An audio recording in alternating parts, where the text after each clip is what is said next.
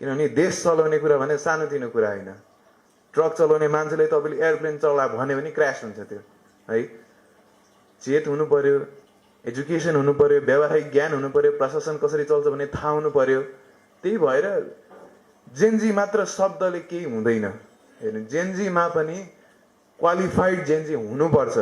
हामीले छान्ने, हामीले कार्यक्रममा बोलाउने हो भने क्वालिफाइड मान्छे बोलौँ।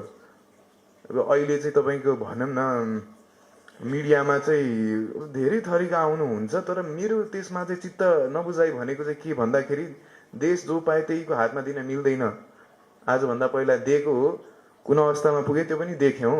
अब नछान्ने जेनजीहरूमा पनि हामीले छान्नुपर्छ। सिंहदरबार जल्यो, हाम्रो देशको सुप्रिम कोर्ट जल्यो, न्यायपालिका जल्यो, जल्न के बाँकी छ? यति सबै यस्तो मार्मिक कुरा हुँदाखेरि पनि हामी चाहिँ सोझै निर्वाचनमा जाने भन्न कति सुहाउँदो छ? कसको नैतिकताले दिन्छ? मेरो